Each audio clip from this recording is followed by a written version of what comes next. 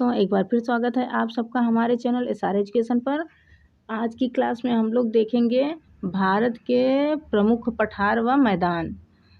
सबसे पहले हम लोग भारत के प्रमुख पठार देखेंगे, उसके बाद भारत के प्रमुख मैदान देखेंगे।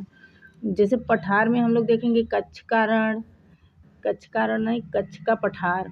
कच्छ में ही है, कच्छ के रण में ही है कच्छ का पठार, मालवा का पठार, बुंदेलखंड, बघेलखंड, छोटा नागपुर, मेघालय, तेलंगाना, दक्कन, साथ ही साथ कर्नाटक का पठार। तो वीडियो की शुरुआत करते हैं और देख लेते हैं। सबसे पहले कच्छ के रण से ही शुरू करते हैं, कच्छ के पठार से ही शुरू करते हैं और सीक्वेंस से पढ़ते हैं। कच्छ के बाद मालवा, बुंदेलखंड, बघेलखंड, छोटा नागपुर, मेघालय, उसके बाद हम लोग दक्कन, तेलंगाना और कर्नाटक पढ़ेंगे। तो सबसे पहले हम लोग देख लेते हैं कच्छ का पठार। तो कच्छ के पठार की बात करें तो ये कच्छ गुजरात प्रांत के कच्छ जिले के उत्तर तथा पूर्व में फैला हुआ है। ये देखिए, कच्छ जो जिला है इसके उत्तर पूर्व में फैला हुआ है। यह पठार गुजरात के कच्छ जिले के उत्तर पूर्व में फैला हुआ है। यहाँ की मिट्टी बहुत नमकीन है, यानी यहाँ की मिट्टी की बात करें तो यहाँ की मिट्टी नमकीन दलदली है। यहाँ कच्छ के रण में की मिट्टी जो है नमकीन और दलदली है। यह वीरान प्रदेश है। तो इस वीरान प्रदेश का लगभग क्षेत्रफल कितना है? तो क्षेत्रफल की बात करें इसकी तो 23,300 मीटर में ये वर्ग मीटर में फैला हुआ है। ये कच्छ का पठार 23,300 मीटर वर्ग मीटर में इसका विस्तार है। अब आगे हम लोग देखते हैं मालवा का पठार। मालवा के पठार की बात करें तो ये देखिए मालवा का पठार। मालवा के पठार की आकृति त्रिभुजाकार है और नर्मदा ताप्ती नदियों के बीच में यह अवस्थित है। ऊपर से नर्मदा, नीचे से ताप्ती, और इसकी आकृति त्रिभुजाकार है। यहाँ इसके उत्तर पश्चिम की बात करें तो ये देखिए, ये उत्तर हो गया, ये पश्चिम। उत्तर पश्चिम इसके विंध्य पर्वत हैं, विंध्याचल पर्वत हैं, और ये देखिए मध्य प्रदेश में स्थित है। इसकी स्थिति देख लेंगे तो इसकी स्थिति मध्य प्रदेश में है। ज़्यादातर इसका क्षेत्रफल मध्य प्रदेश में है। इस पठार पर कौन कौन सी नदियाँ बहती हैं? तो नदियों की बात करें तो इस पठार पर बेतवा, पार्वती, जीवज, काली, चंबल, ये सब नदियाँ बहती हैं। जैसे बेतवा, काली, चंबल, जीवज, ये सब नदियाँ इस पठार पर बहती हैं। जो आगे गंगा में जाकर गंगा में नहीं, पहले जमुना में ये लोग मिलेंगी, उसके बाद जैसे बेतवा, ये और ये चंबल नदी जाकर यमुना में मिलती है, तो यमुना जाकर गंगा में मिल जाती है। यमुना जाकर गंगा में मिल जाती हैं। तो ये नदियाँ आगे जाकर सब के सब जमुना में मिल जाएंगी और जमुना जाकर गंगा में मिल जाती हैं। और इन नदियों के बीच अगर नदी है तो इनके बीच का क्षेत्र बहुत उपजाऊ होता है। इनके बीच का क्षेत्र उपजाऊ होगा तो इनके बीच में काली मिट्टी का जमाव पाया जाता है। काली मिट्टी का जमाव पाया जाता है। इन नदियों के बीच का क्षेत्र काली मिट्टी से निर्मित है। यहाँ काली मिट्टी पाई जाती है और काली मिट्टी बड़ी उपजाऊ होती है। ये बहुत ही उपजाऊ होती है ये मिट्टी, काली मिट्टी। और जब उपजाऊ होती है तो नगर की बात करें और गांव की बात करें तो नगर गांव का विकास वहीं होगा जहाँ की ज़मीन उपजाऊ होगी। तो नगर और गांव का विकास कहाँ हुआ? इन्हीं नदियों के बीच में हुआ। मालवा के पठार पर इन्हीं नदियों के मध्य में हुआ, इन्हीं नदियों के बीच में हुआ। और भोपाल की बात करें, जो मध्य प्रदेश की राजधानी भोपाल है, वो भी दो नदियों के बीच में ही बसा हुआ है। भोपाल ऊपर से बेतवा, नीचे से पार्वती, एक तरफ से बेतवा एक तरफ से पार्वती, इन्हीं दो नदियों के बीच में भोपाल शहर बसा हुआ है, जो मध्य प्रदेश की राजधानी है। और दो नदियों के बीच का जो क्षेत्र होता है उसे दोआब कहते हैं। जैसे दो नदियों के बीच का क्षेत्र, ये इसको दोआब कहते हैं। जैसे सिंधु नदी तंत्र अब आगे बताएंगे मैदानी क्षेत्र में। तो सिंधु नदी तंत्र है, तो उसकी 5 सहायक जो नदियां हैं उन पांचों के बीच में कोई ना कोई दोआब बन रहा है। तो उन दोआबों का नाम बताएंगे और वहाँ हम लोग दोआब पर चर्चा कर लेंगे। यहाँ ये समझ लीजिए कि दो नदियों के बीच का क्षेत्र दोआब कहलाता है। और ये जो पठार है ये लावा से निर्मित पठार है।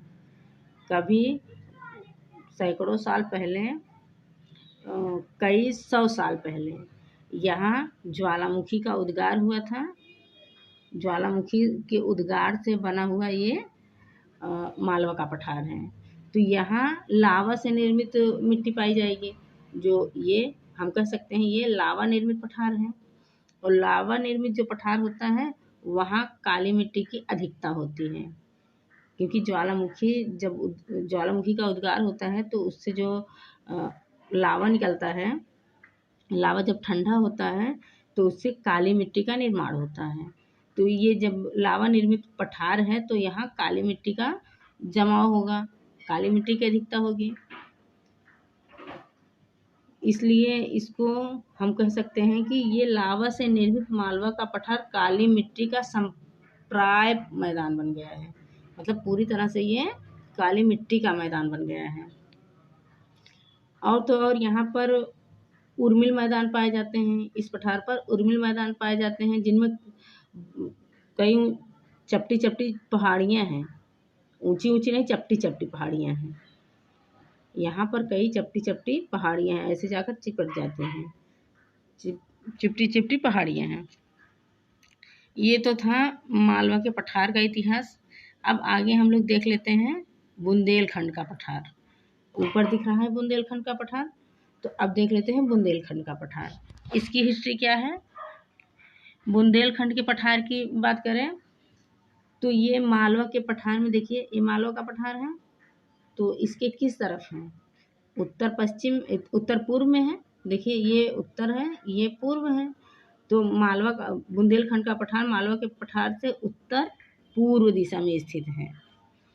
और ये पठार उत्तर में यमुना के मैदान के निकट समाप्त हो जाता है। देखिए आप देखेंगे तो ये उत्तर प्रदेश है, इधर से गंगा नदी जा रही है, इधर से यमुना नदी जा रही है। तो ये पठार यमुना नदी के मैदान तक सीमित हो जाता है, उसके बाद समाप्त हो जाता है। ये मैदान, ये पठार जो है यमुना नदी के, ये पठार उत्तर में, यानी ये उत्तर है, उत्तर में यमुना नदी के मैदान के निकट समाप्त हो जाता है। जहाँ से यमुना नदी का मैदान निकट, मतलब यमुना नदी का मैदान मिलता है, वहीं से ये समाप्त हो जाता है। और तो और बुंदेलखंड की बात करें तो बुंदेलखंड में चंबल, यमुना, जो चंबल और यमुना नदी है, चंबल यमुना की सहायक नदी है। तो चंबल और यमुना बहुत बड़े बड़े खड्ड बीहड़ बनाते हैं यहाँ पे। इस बुंदेलखंड के पठार पे ये दो नदियाँ बहुत बड़े बड़े बीहड़ का निर्माण करती हैं।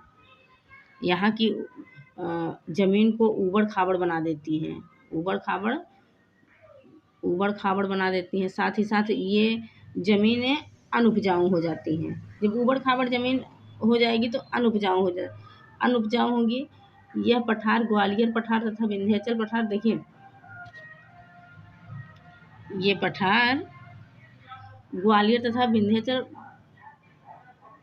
ग्वालियर एक पठार है जो इसमें दिया नहीं गया है, ग्वालियर पठार, और विंध्याचल जो श्रेणी है, विंध्याचल जो श्रेणी है इसके बीचों बीच में फैला हुआ है। इधर विंध्याचल श्रेणी है, इधर ये आपका हो जाएगा ग्वालियर का पठार। इसी के बीच में ये बुंदेलखंड का पठार स्थित है। ये बुंदेलखंड का पठार इन्हीं दो ग्वालियर के पठार और विंध्याचल की श्रेणी के मध्य फैला हुआ है। यह बहुत प्राचीन है। ये बुंदेलखंड का पठार बहुत पुराना पठार है, ये बहुत प्राचीन पठार है। और यह नीस से बना है। पुराना होने के साथ साथ यह नीस से बना है तथा इस पर आप सोपानी वेदिकाएं देख सकते हैं। यहाँ पर आपको सोपानी वेदिकाएं मिलेंगी। सोपानी वेदिकाओं के साथ साथ यहाँ कहीं कहीं पर ग्रेनाइट पत्थर मिलता है। सोपानी, ये बुंदेलखंड के पठार पर सोपानी वेदिकाओं के साथ साथ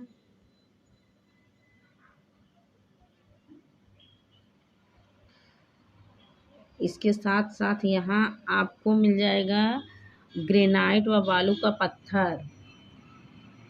ग्रेनाइट, सबसे पहले तो ग्रेनाइट व बालू के जो छोटे छोटे पत्थर होते हैं, बालू के पत्थर,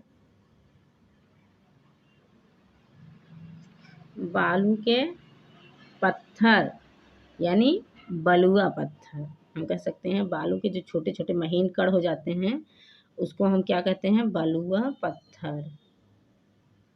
उसी को बलुआ पत्थर कहा जाता है। तो यहाँ पर बलुआ पत्थर, ये बलुआ पत्थर का ऊंचा ऊंचा टीला पहाड़ी जैसे दिखाई देता है।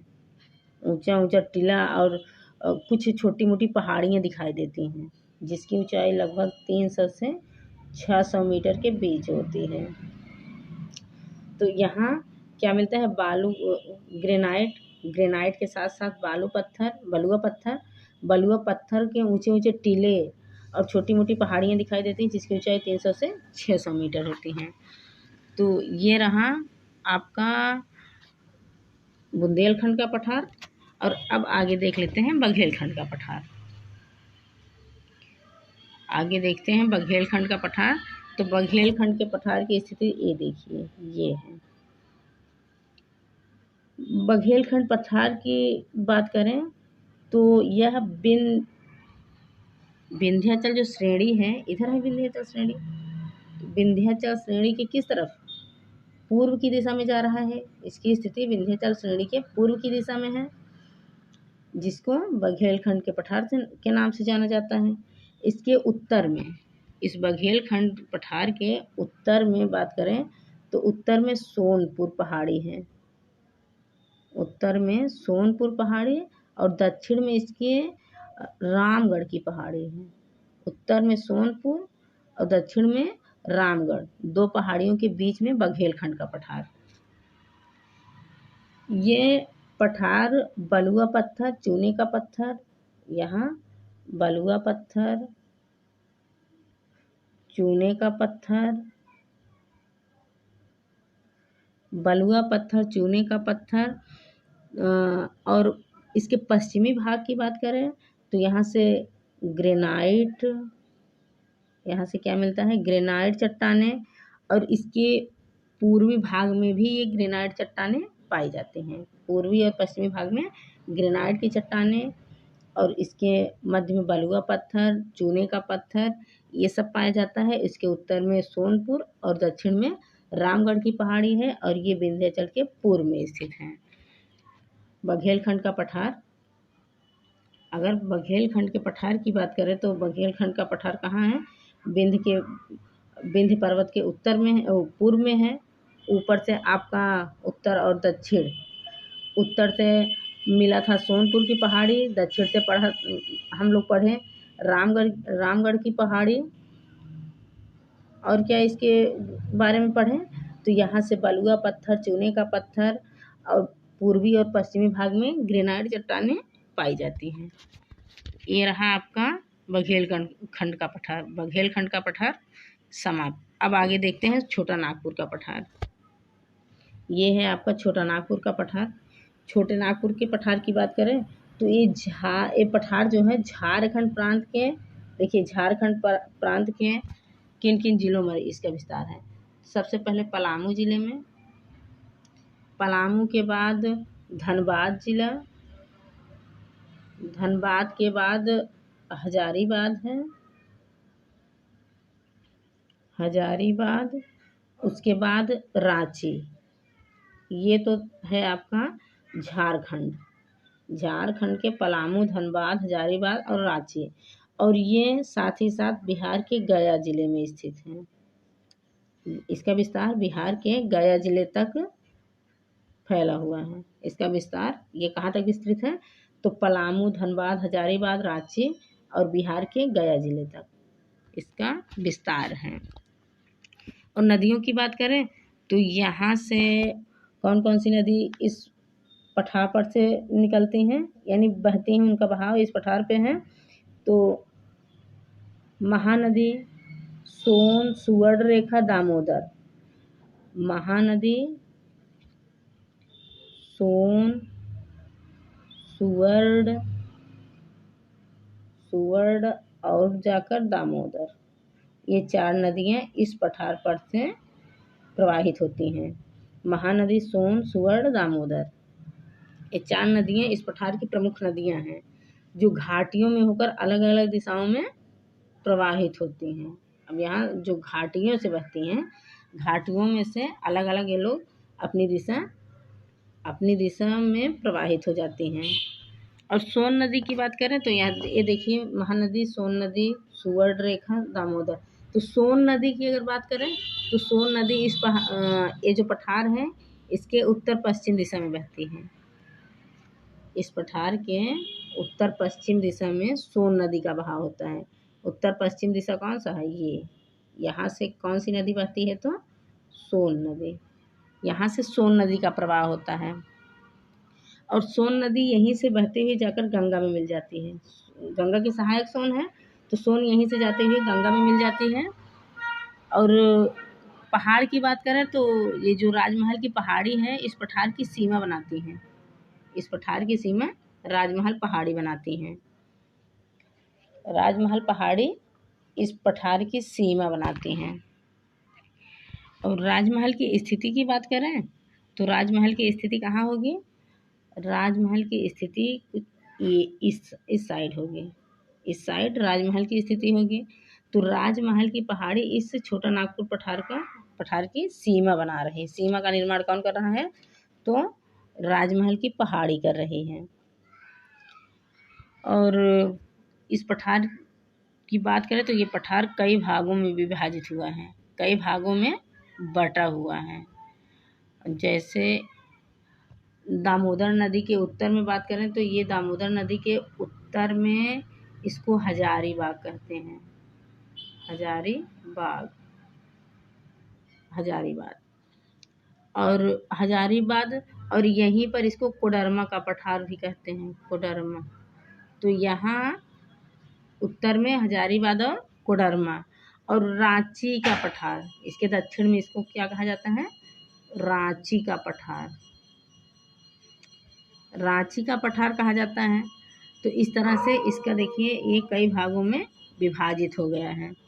और यह पठार जो छोटा नागपुर का पठार है ये खनिज संपदा में धनी है, बहुत धनी है। खनिज संपदा की बात करें तो यहाँ ये खनिज संपदा में बहुत धनी है।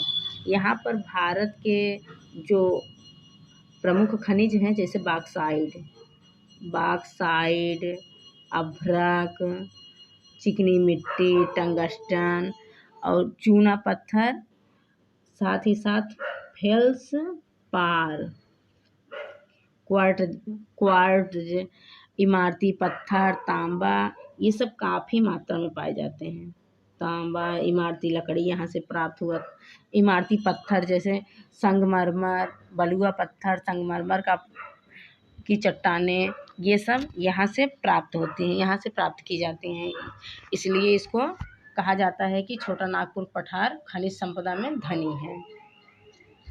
ये तो था छोटा नागपुर का पठार। अब आगे हम लोग देखते हैं मेघालय का पठार। तो मेघालय के पठार की बात करें तो मेघालय के पठार ये देखिए, मेघालय का पठार ये प्रायद्वीपीय है।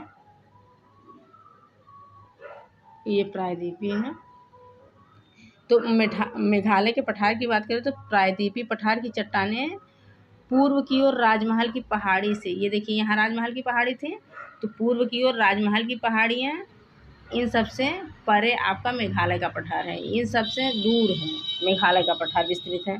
और यह उत्तर पूर्व में मेघालय पठार का निर्माण करता है। ये राजमहल की पहाड़ी उत्तर पूर्व में अपने मेघालय के पठार का निर्माण करता है। और यहाँ इसी को शिलांग, देखिए इसकी राजधानी शिलांग है, तो इसको शिलांग के पठार के नाम से भी जाना जाता है।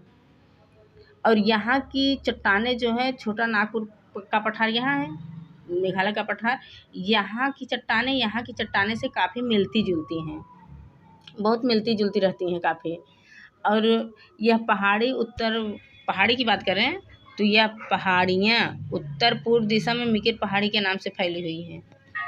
ये जो आपका राजमहल की पहाड़ी है, ये इधर उत्तर पूर्व में किस नाम से फैली हुई हैं, तो मिकिर पहाड़ियों के नाम से फैली हुई हैं। इसी का विस्तार यहाँ मिकिर पहाड़ी के असम में इसको मिकिर पहाड़ी के नाम से जाना जाता है। इस पठार की उत्तरी ढाल की बात करें तो उत्तरी ढाल इसकी एकदम खड़ी हुई है, एकदम खड़ी ढाल है, उत्तरी ढाल एकदम खड़ी हुई है। लेकिन दक्षिण में आते आते एकदम धीमी हो गई है। दक्षिण में आते आते ये इसकी ढाल एकदम धीमी हो गई है। मेघालय पठार भारत के मुख्य पठार में निम्न किससे अलग होता है? देखिए ये एकदम पूर्व में है, तो ये कांप मृदा से अलग हो जाता है। कांप मृदा के कारण ये यहाँ का मैदान कांप मृदा के कारण अलग हो जाता है। और इसे गारो राजमहल खड्ड भी कहते हैं। इसको गारो राजमहल खड्ड भी कहा जाता है। इस पठार को गारो राजमहल खड्ड भी कहा जाता है। ये था आपका मेघालय का पठार। आगे है हम लोगों का दक्कन का पठार। ये देखिए दक्कन का पठार, इसकी आकृति की बात करें तो ये भी त्रिभुजाकार है। इसकी आकृति कैसे है इस पठार की? तो त्रिभुजाकार, इसकी आकृति त्रिभुजाकार है। और ये उत्तर पश्चिम में, अगर उत्तर पश्चिम की बात करें तो ये उत्तर पश्चिम में जो आपकी सतपुड़ा व विंध्याचल की श्रेणी है, सतपुड़ा और विंध्याचल की श्रेणी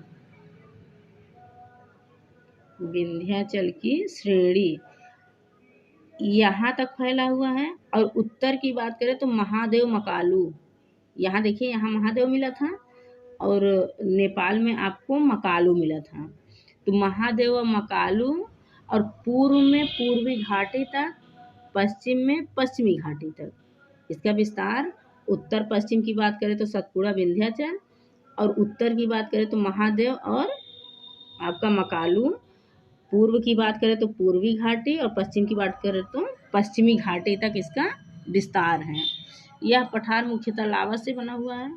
देखिए इस साइड जितने भी पठार मिलेंगे ज़्यादातर लावा से निर्मित मिलेंगे, ज्वालामुखी उद्गार से ये सब पठार बने हैं। तो यहाँ लावा निर्मित मिट्टी पाई जाएगी। यह पठार लावा से बना हुआ है। और इस पठार, ये बहुत विशाल पठार है। देखिए सबसे बड़ा अगर कोई पठार दिख रहा है तो दक्कन का पठार। तो ये इस विशाल पठार की बात करें तो यहाँ से महानदी, गोदावरी, कृष्णा, कावेरी, यहाँ से 4 नदियाँ बहती हैं इस पठार से। महानदी, गोदावरी और 2 है कृष्णा और कावेरी नदी। इन सब का विस्तार मतलब ये सब नदियाँ इस पठार से प्रवाहित होती हैं और ये पूर्व से पश्चिम दिशा में जाती हैं। ये सब नदियाँ बंगाल की खाड़ी में गिरेंगी तो पश्चिम से पूर्व की दिशा में प्रवाहित होंगी। पश्चिम से पूर्व की दिशा में ये सब नदियाँ बहती हैं। अब आगे देखते हैं तो आगे है हम लोगों का तेलंगाना का पठार। तेलंगाना का पठार, इसकी बात करें तो ये देखिए इधर से गोदावरी नदी बह रही थी तो ये तेलंगाना के पठार को 2 भागों में विभाजित कर देती है। सबसे पहले तो ये तेलंगाना को 2 भागों में बांट देती हैं। उत्तरी भाग पहाड़ी, ये जो उत्तरी भाग है ये पहाड़ी और वनाच्छादित है।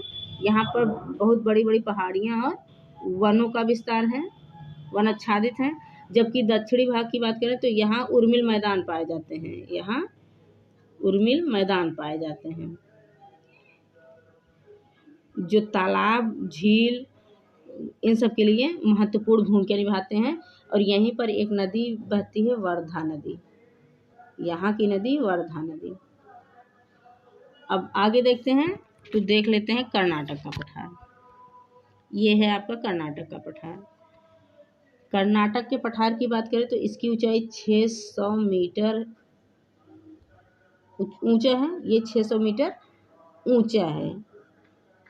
इसके उत्तरी भाग में, इसको भी देखिए, इसके उत्तर की बात करें तो इसके उत्तरी भाग पर कृष्णा व तुंगभद्रा, कृष्णा देखिए यहाँ से महानदी गोदावरी कृष्णा कावेरी, और यहीं नीचे तुंगभद्रा है। तो यहाँ इसके उत्तर की बात करें तो कृष्णा और तुंगभद्रा नदी, कृष्णा और तुंगभद्रा नदी प्रवाहित होती हैं। तुंगभद्रा नदी इसके उत्तर से प्रवाहित होती हैं। और दक्षिण की बात करें तो दक्षिण में मैसूर का पठार, ये यहीं पर आपको मिलेगा। इसी को कहते हैं मैसूर का पठार। इसके दक्षिणी भाग को ही मैसूर का पठार कहा जाता है, मैसूर के पठार के नाम से जाना जाता है। और दक्षिणी भाग का उच्च व सुनिश्चित सीमा वाला पठार भी इसी को कहा जाता है। दक्षिणी भाग को भारत का उच्च सुनिश्चित सीमा वाला पठार कहा जाता है। मैसूर पठार की बात करें तो यहाँ से एक नदी आती है, मुख्य नदी कावेरी, जिसको दक्षिण भारत की गंगा के नाम से जाना जाता है। कावेरी नदी को दक्षिण भारत की गंगा भी कहा जाता है। और यहीं पर आपको मिलेगा बाबा बुदन की पहाड़ी। बाबा बुदन की पहाड़ी इसी पठार पर अवस्थित है। यह, इस पहाड़ी की बात करें तो यह लौह अयस्क में, यहाँ से लौह अयस्क निकाला जाता है। यह लौह अयस्क के लिए प्रसिद्ध है। इस तरह से हमारी यह जो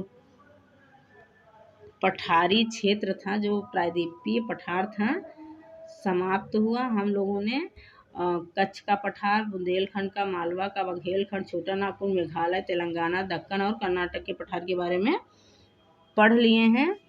अब हम लोग इस पर कुछ MCQ करने से पहले हम लोग एक बार देख लेते हैं। भारत के का पठार तो हो गया, अब मैदानों की भी चर्चा कर लेते हैं, उसके बाद MCQ करेंगे इस पर।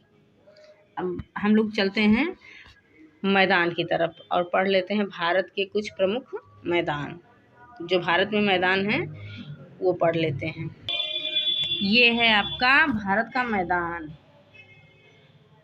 ये है भारत का मैदान। अब ये देखिए, यहाँ पर आपका सिंधु गंगा का मैदान है, जिसको सिंधु गंगा के मैदान को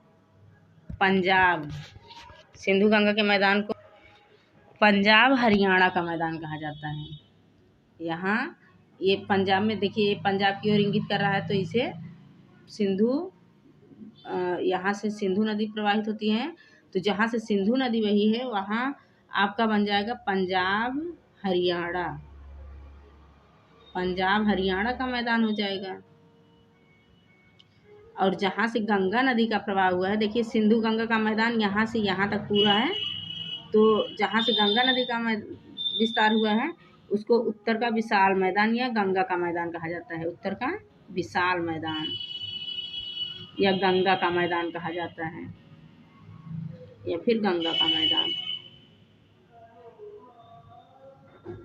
तो और आगे देखिए, ये आगे चला जाएगा तो ये आपका हो जाएगा, यहाँ देखिए ये आपका गुजरात का तटीय मैदान है। यहाँ देखिए ये गुजरात का तटीय मैदान गुजरात की तरफ इंगित कर रहा है। और ये उत्कल यानी छत्तीसगढ़ का मैदान होगा। उत्कल यानी ये पूर्वी तटीय मैदान होगा, ये पश्चिमी तटीय मैदान होगा। ये वाला पश्चिमी तटीय मैदान होगा। जो कंकड़, कोकड़, ये सब यहाँ मालाबार होगा, मालाबार का मैदान, ये सब पूर्वी मैदान, तटीय मैदान, ये सब पश्चिमी ये सब पश्चिमी तटीय मैदान के अंतर्गत आएंगे। और ये जो इधर है कोरोमंडल का मैदान, उत्तरीय सरकार, उत्कल का तट, तो ये सब पूर्वी मैदानी तट में, तटीय मैदान, तट है ना, तो पूर्वी तटीय मैदान में के अंतर्गत आएंगे। और यहीं आपको मिल जाएगा एक मैदान, ब्रह्मपुत्र का मैदान। यहाँ पर ब्रह्मपुत्र का मैदान, ये आपका पूर्वी मैदान हो गया, जहाँ पूर्वी तटीय मैदान के अंतर्गत उत्कल का तट, उत्तरी सरकार कोरोमंडल का तट, और पश्चिमी तटीय मैदान के अंतर्गत मालाबार का तट, कोंकण का तट, कन्नड़ का तट, इसी को कोनारा का तट के नाम से भी जाना जाता है। तो इस तरह से हम लोग, ये है आपका गुजरात का तटीय मैदान, और ये है पंजाब हरियाणा, ये है गंगा का मैदान या फिर उत्तर का विशाल मैदान कह सकते हैं। अब इन्हीं सबको मिलाकर उत्तर का विशाल मैदान बनेगा। और यहाँ गंगा का मैदान हो गया, यहाँ सिंधु वाली नदी की तरफ आपका पंजाब और हरियाणा का मैदान हो गया। आगे बढ़ते हैं और देखते हैं, अब देख लेते हैं इन नदियों का विस्तार का, इन मैदानों का विस्तार कहाँ से कहाँ तक है। देखिए इस मैप पर आपको एकदम आराम से समझ में आ रहा होगा, इसमें डिवाइड किया हुआ है, स्टेट बाय स्टेट डिवाइड किया गया है। यहाँ देखिए आपका उत्तर का मैदान दिख रहा है, यहाँ पंजाब हरियाणा का मैदान, राजस्थान का मैदान, और यहाँ राजस्थान का मैदान भी था, और ये गुजरात का तटीय मैदान, गंगा का मैदान, छत्तीसगढ़ का मैदान, पूर्वी तटीय मैदान, पश्चिमी तटीय मैदान और ब्रह्मपुत्र का मैदान। तो इन इतने मैदानों को हम लोगों को पढ़ना है, और इन मैदानों का विस्तार आप पिछले वाले मैप में देख चुके हैं। यहाँ से यहाँ तक इसी तरह से ये पूरा आच्छादित था। ये देखिए यहाँ से लेकर ऐसे आच्छादित था, ये यहाँ से इसी तरह से ये मैदान बना हुआ है। ये पूरा आपका मैदानी क्षेत्र हो गया, भारत का मैदानी क्षेत्र। तो अब इन्हीं मैदानी क्षेत्रों को हमको पढ़ना है। अब इधर हो गया आपका पश्चिमी तटीय मैदान, पूर्वी तटीय मैदान, ब्रह्मपुत्र का मैदान, पंजाब हरियाणा का मैदान, राजस्थान का मैदान, गुजरात का तटीय मैदान, गंगा का मैदान, या फिर इन्हीं सबको मिलाकर आपका हो जाएगा उत्तर का विशाल मैदान। अब इन मैदानों को अलग अलग करके पढ़ते हैं, एक एक करके पढ़ते हैं। अब देखिए हम सबसे पहले अध्ययन कर लेते हैं उत्तर का विशाल मैदान। तो उत्तर के विशाल मैदान की बात करें तो ये देखिए यहाँ से बहुत सी नदियाँ प्रवाहित हुई हैं। नदी तो गंगा नदी जा रही है, लेकिन उसकी सहायक काफ़ी नदियाँ आ गई हैं। तो ये वाला मैदान होगा आपका जलोढ़ मैदान, जलोढ़ मैदान होगा। और ये उत्तर में हिमालय से, देखिए उत्तर में, इसके उत्तर में क्या है, हिमालय से, दक्षिण में प्रायद्वीप, ये इसके दक्षिण में प्रायद्वीप है। उत्तर में हिमालय, दक्षिण में प्रायद्वीप का उच्च भूमि तक, या फिर कह सकते हैं पूर्व में गंगा के डेल्टा तक इसका पश्चिम बंगाल में विस्तार है। पश्चिम में ये देखिए, और ये पश्चिम बंगाल तक इसका विस्तार है। और अगर दिशा की बात करें पश्चिम में, तो इस पश्चिम में ये सतलज नदी तक इसका विस्तार है। सतलज नदी पश्चिम में, इसके सतलज नदी तक विस्तार है। और इस तरह से पूर्व की बात करें तो पूर्व में ये कहाँ तक विस्तृत है, तो क्या बोलते हैं इसको, पश्चिम बंगाल तक इसका विस्तार है। अब बांग्लादेश की बात तो हम लोग विदेश को तो पढ़ नहीं रहे हैं, तो इसका विस्तार कहाँ तक है, आपके पश्चिम बंगाल तक है। और तो और यहाँ अगर यहीं सतलज के पास आपका रावी नदी भी मिल जाएगा, तो रावी, हम कह सकते हैं सतलज और रावी नदी तक इसका विस्तार है। यहाँ पश्चिम बंगाल से लेकर इधर सतलज और रावी नदी तक इसका विस्तार है, सतलज और रावी। और तो और अगर यहाँ बात करें तो यहाँ का क्षेत्र भाबर क्षेत्र, तराई क्षेत्र, खादर क्षेत्र और डेल्टाई क्षेत्र मिल जाता है। तो यहाँ भाबर क्षेत्र, तराई क्षेत्र, खादर क्षेत्र और डेल्टाई क्षेत्र मिलता है। अब भाबर क्या होता है, तो एक बार हम लोग समझ लेते हैं भाबर क्षेत्र क्या होता है, तराई क्षेत्र, खादर क्षेत्र, डेल्टाई क्षेत्र। तो भाबर की बात करें तो जहाँ से नदियाँ ऊपर पहाड़ पर से निकलती हैं, तो अपने साथ साथ बड़े बड़े पत्थरों को लाती हैं, तो वहाँ पानी विलुप्त हो जाता है, तो उसी को कहा जाता है भाबर क्षेत्र। उसी को क्या कहा जाता है? भाबर क्षेत्र। भाबर क्षेत्र कहा जाता है। अब जब नदियाँ यहाँ से निकलती हैं तो यहाँ नदियों का पानी तो दिखाई देता है, लेकिन यहाँ नदियाँ दलदली होती हैं, तो इस दलदली क्षेत्र को तराई क्षेत्र कहा जाता है। तराई क्षेत्र। अब नदियाँ आगे बढ़ती हैं तो अपने साथ जलोढ़ मृदल जो मृदल आती है बहुत उपजाऊ होता है, अपर्दन अपक्षय करके कुछ मृदल आती हैं, तो इसी के किनारे जो क्षेत्र होता है उसी को, जो यहाँ की मृदा होती है वो बहुत उपजाऊ होती है, उसी को खादर मृदा कहते हैं, उसी को खादर क्षेत्र कहते हैं। और वही नदियाँ जब हिमालय वाली से निकलने वाली नदियाँ हैं बंगाल की खाड़ी में गिरती हैं, बाकी कुछ नदियाँ जाकर अरब सागर में गिर जाती हैं।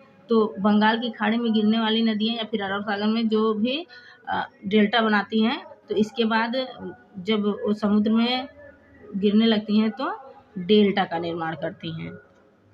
तो ये है डेल्टाई क्षेत्र, यही है डेल्टाई क्षेत्र। तो इस तरह से हम लोगों ने देखा भाबर क्षेत्र, तराई क्षेत्र, खादर क्षेत्र और डेल्टाई क्षेत्र। इन 4 क्षेत्रों में ये विभाजित हैं। ये उत्तर का विशाल मैदान इन 4 क्षेत्रों में विभाजित है। अब आगे हम लोग देख लेते हैं, तो इधर से ही राजस्थान का मैदान देख लेते हैं। देखिए यहाँ मरुस्थली क्षेत्र है, राजस्थान मरुस्थली क्षेत्र है, तो यहाँ अर्ध मरुस्थल पाया जाएगा, यहाँ का क्षेत्र अर्ध मरुस्थली होगा। और यह इसका विस्तार राजस्थान में है। इस मैदान में आपको कुछ झीलें मिल जाएंगी, जैसे सांभर, और आपको मिल जाएगा पचपद्रा झील, डिडवाना, और एक मिल जाएगा लूनकरण सर झील। ये सब खारे पानी की झील हैं। लूनकरण सर झील, ये सब की सब खारे पानी की झील हैं। सांभर, पदप्रदा, डिडवाना, लूनकरण सर, ये सब की सब झीलें यहीं अवस्थित हैं आपके राजस्थान के मैदान में, और ये सब की सब खारे पानी की झील हैं। अब आगे बढ़ लेते हैं और देख लेते हैं इसी के ऊपर पंजाब हरियाणा का मैदान। ये देखिए पंजाब और हरियाणा का मैदान, इसका विस्तार। अब यहाँ से सिंधु नदी का प्रवाह हुआ है, तो ये भी जलोढ़ मृदा से बनी होगी, यहाँ की मृदा जलोढ़ मृदा, और इसका विस्तार पंजाब हरियाणा राज्य में है, इसका विस्तार पंजाब हरियाणा राज्य में है। और यहाँ पर आपको 2 दोआब देखने को मिलेंगे, एक बाहरी दोआब और एक ब्रिस्ट दोआब, एक बाहरी एक ब्रिस्ट, ये 2 दोआबे देखने को मिलेंगे। अब बाहरी दोआब किन किन नदियों के बीच में है और ब्रिस्ट दोआब किन किन नदियों के बीच में है? तो बाहरी दोआब आपका पड़ जाएगा ब्यास और रावी नदी के बीच में, ब्यास प्लस रावी नदी के बीच में कौन सा दोआब होगा? तो बाहरी दोआब होगा। और ब्रिस्त दोआब की बात करें तो ब्रिस्त दोआब आपका हो जाएगा ब्यास और सतलज के मध्य हो जाएगा, सतलज नदियों के बीच में, इसको ब्रिस्त दोआब कहा जाएगा। तो इस तरह से हम लोगों ने देखा ब्यास रावी के बीच में बाहरी दोआब और ब्यास सतलज के बीच में ब्रिस्त दोआब। जो इन सभी जैसे छोटे क्षेत्रों में विभाजित है। ये ब्यास रावी के बीच में बाहरी दोआब, ब्यास और सतलज के बीच में ब्रिस्त दोआब, ये 2 दोआबे इधर से देखने को मिलता है। और दोआब की बात करें तो सिंधु झेलम के बीच में आपका सिंध सागर दोआब मिल जाएगा। झेलम चिनाब के बीच में चाच दोआब, चिनाब और रावी के बीच में रचना दोआब मिल जाएगा। रावी और ब्यास के बीच में बारी दोआब, ब्यास और सतलज के बीच में अगर बात करें तो ब्रिस्त दोआब मिल ही गया है हम लोगों को। तो 2 दोआब पढ़े हम लोग, बारी दोआब और ब्रिस्त दोआब, और 3 दोआब आपको बताएं सिंधु प्लस झेलम के बीच में आपका सिंध दोआब हो जाएगा, सिंध दोआब। और आपका सिंधु नदी के आगे बढ़ेंगी झेलम और चिनाब के बीच, तो झेलम चिनाब झेलम चिनाब के बीच में देखेंगे तो आपको मिल जाएगा चाज दोआब, चाज दोआब। और चिनाब और आगे आप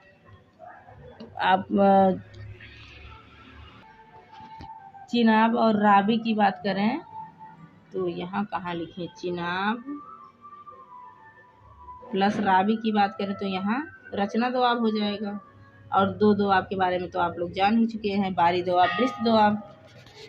अब आगे देखते हैं तो आगे आपको मिलेगा, ये गंगा का मैदान देख लेते हैं। तो गंगा का मैदान गंगा के क्षेत्र में है, तो गंगा का मैदान जलोढ़ मृदा से है, निर्मित होगा। यहाँ की मृदा जलोढ़ मृदा, इसके पश्चिम में यमुना नदी और पूर्व में इसके बांग्लादेश का पश्चिमी सीमा तक इसका विस्तार है। देखिए पश्चिमी सीमा तक ये बांग्लादेश है, पश्चिमी सीमा तक इसका विस्तार है, यानी पश्चिम बंगाल तक इसका विस्तार है। ये जो गंगा का मैदान है इसका विस्तार पश्चिमी सीमा तक है। क्षेत्रीय आधार पर इसको 3 भागों में बांट दिया जाता है, ऊपरी गंगा, मध्य गंगा, निचली गंगा। निचली गंगा का मैदान 3 भागों में विभाजित कर दिया जाता है। अब इन्हीं गंगा के मैदान पंजाब, हरियाणा इन सबको ले लिया जाता है तो उत्तर का विशाल मैदान बन जाता है। अब आगे हम लोग देख लेते हैं ब्रह्मपुत्र का मैदान। ये है ब्रह्मपुत्र का मैदान। तो ब्रह्मपुत्र के मैदान की बात करें, अब देखिए गंगा का मैदान जो उत्तर का विशाल मैदान है ये सब का सब जलोढ़ मृदा से निर्मित है। तो चाहे जहाँ चाहे आप गंगा का मैदान पढ़ेंगे या फिर पंजाब हरियाणा का मैदान पढ़ेंगे, ये सब जलोढ़ मृदा से निर्मित है। तो यहाँ आपको कौन सी मृदा पढ़नी पड़ेगी, जलोढ़ मृदा। अब ब्रह्मपुत्र का मैदान देख लेते हैं। तो ब्रह्मपुत्र में यहाँ से देखिए ब्रह्मपुत्र नदी गई है तो यहाँ की मृदा भी जलोढ़ होगी। जलोढ़ का मतलब होता है जल से ओढ़ी हुई भूमि, तो यहाँ की मृदा भी जलोढ़ होगा। और ये देखिए ब्रह्मपुत्र का मैदान जो है ये आपका पूर्व में सादिया, पश्चिम में धुबरी तक इसका विस्तार है। असम की घाटी के रूप में प्रसिद्ध है। यहाँ से सादिया, शुरुआत में सादिया और लास्ट में धुबरी तक इसका विस्तार है और इसको असम के मैदान के नाम से भी जाना जाता है। और आगे देख लेते हैं अब छत्तीसगढ़ का मैदान। ये देखिए छत्तीसगढ़ का मैदान है। तो छत्तीसगढ़ के मैदान की बात करें तो इसकी भूमि दोनों तरह की पाई जाती है। इसका जो मैदान होता है ये इसको लपेटा मैदान कहा जाता है। इसको किस मैदान के नाम से जाना जाता है तो लपेटा मैदान। इसको लपेटा मैदान के नाम से जाना जाता है। ये छत्तीसगढ़ के रायपुर, छत्तीसगढ़ की राजधानी रायपुर है, तो रायपुर, बिलासपुर, दुर्ग और रायगढ़ जिलों में अवस्थित है। कहाँ कहाँ तो रायपुर, बिलासपुर, दुर्ग और रायगढ़, यहाँ तक इसका विस्तार है। इसको भी असम की घाटी के रूप में जाना जाता है। इसको नहीं, इसको असम की घाटी के नाम से जाना जाता है। ये इसका विस्तार कहाँ कहाँ है तो रायपुर, बिलासपुर, दुर्ग और रायगढ़ जिलों में अवस्थित है। और यहाँ नदी जो है, यहाँ की नदी महानदी थी, तो इसको किस नाम से जाना जाएगा तो महानदी बेसिन के नाम से जाना जाएगा। यहाँ देखिए इसको किस नाम से जाना जाएगा तो महानदी बेसिन के नाम से जाना जाता है। महानदी बेसिन, यहाँ महानदी बेसिन के नाम से इसको जाना जाता है। अब आगे देख लेते हैं गुजरात का मैदान हमारा छूटा है। तो गुजरात का मैदान इधर से शुरू करते हैं। तो गुजरात का मैदान देखेंगे, पश्चिम का मैदान, पश्चिमी तटीय, पूर्वी तटीय, उसके बाद तब तो आपका गुजरात का तटीय मैदान देखें तो गुजरात का तटीय मैदान जो मैदान होगा तटीय होगा। मैदान किस तरह से होगा तो तटीय होगा। और गुजरात और केंद्र शासित प्रदेश दादर नगर हवेली तक इसका विस्तार है। यहाँ से यहाँ तक इसका विस्तार है, गुजरात और दादर नगर हवेली तक। ये देख लीजिए गुजरात और दादर नगर हवेली तक इसका विस्तार है, यहाँ से लेकर यहाँ तक। तो इसको गुजरात का तटीय मैदान कहा जाता है। अब इसके नीचे देख लीजिए पश्चिमी तटीय मैदान की शुरुआत हो रही है, तो ये भी मैदान किस तरह का है, तटीय मैदान है। तो तटीय मैदान है। और यहाँ हम लोग तट के बारे में जब पढ़ रहे थे तो यहाँ हम लोगों को मिला था कोंकण, कनारा, मालवा, ये सब मिला था। तो कोंकण तट, कनारा या कन्नड़ तट और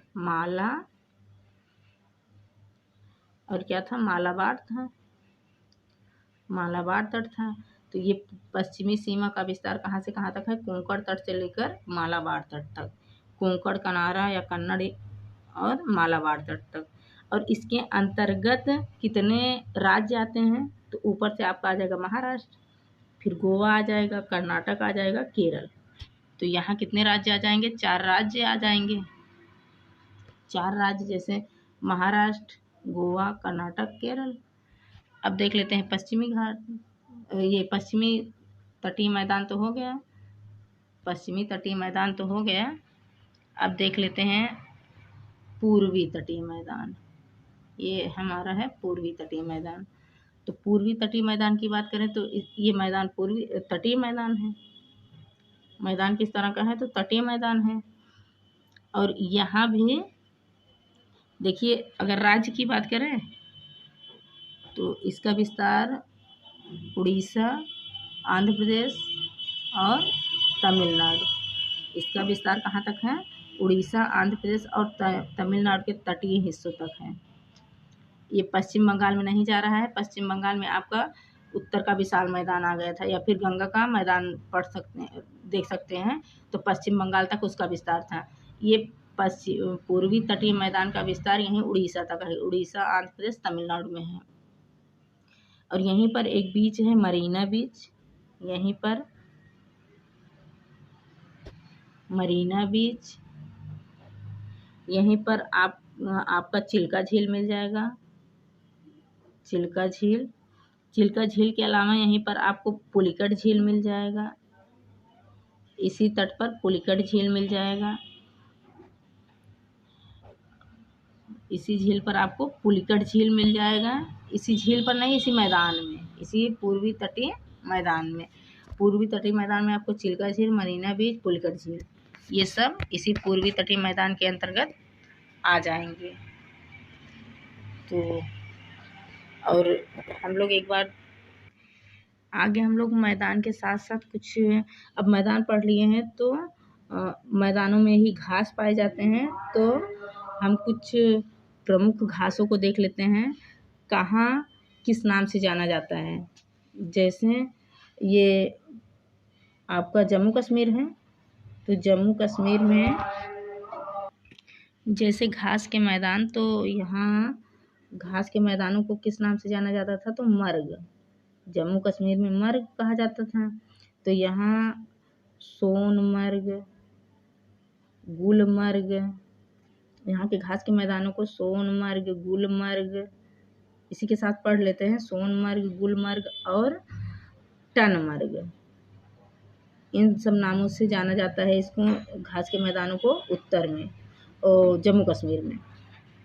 और वहीं नीचे बढ़े आएंगे तो हिमाचल प्रदेश की बात करेंगे, एचपी की बात करेंगे, तो घास के मैदानों को किस नाम से जाना जाता है, तो खज्जियार। यहाँ के घास के मैदान को क्या कहा जाता है, खज्जियार। यहाँ गुलमर्ग, सोनमर्ग, टनमर्ग और यहाँ खज्जियार। यहीं उत्तराखंड में बात करेंगे तो बुग्याल या प्यार, किस नाम से जाना जाएगा, बुग्याल या प्यार नाम से जाना जाता है। और यहाँ अब नीचे आएंगे तो गंगा के मैदान में देखेंगे, तो यहाँ से यहाँ तक में यहाँ एक दुधवा नेशनल पार्क है यूपी में, और यहाँ पर वाल्मीकि नेशनल पार्क है बिहार में, और यहाँ असम तक जो घास के मैदान पाए जाएंगे, Dudhwa national park, Valmiki national park और असम, यहाँ तक जो घास के मैदान पाए जाते हैं उसको तराई घास के मैदान कहा जाता है, तराई घास का मैदान, तराई घास का मैदान। इसको तराई घास का मैदान कहा जाता है। अब आगे देखते हैं तो इधर आपका जो गुजरात में है, गुजरात के घास के मैदान को बन्नी घास का मैदान कहा जाता है। बन्नी, यहाँ के घास के मैदान को बन्नी घास का मैदान कहा जाता है। और नीचे आएंगे पश्चिमी तटीय मैदान में, तो यहाँ के घास के मैदान को सोला घास का मैदान कहा जाता है। सोला घास का मैदान, सोला घास का मैदान कर्नाटक और केरल में पाया जाता है। कर्नाटक और केरल में। और नीचे केरल में एक घास का मैदान पाया जाता है जिसको कहा जाता है एलिफेंटा। एलिफेंटा घास का मैदान, इसका विस्तार केरल में है। केरल में अन्नामलाई पहाड़ी तक स्थित इसका विस्तार है। केरल के अन्नामलाई पहाड़ी तक इसका विस्तार है। तो ये थे कुछ प्रमुख घास के मैदान और भारत के कुछ प्रमुख मैदान, पठार। उम्मीद करते हैं ये क्लास आपको समझ में आया होगा। अगर क्लास समझ में आया है तो प्लीज़ वीडियो को लाइक, चैनल को सब्सक्राइब, कमेंट बॉक्स में कमेंट और अपने दोस्तों के साथ शेयर कर दीजिए। मिलते हैं अगले क्लास में, तब तक के लिए जय हिंद, जय भारत।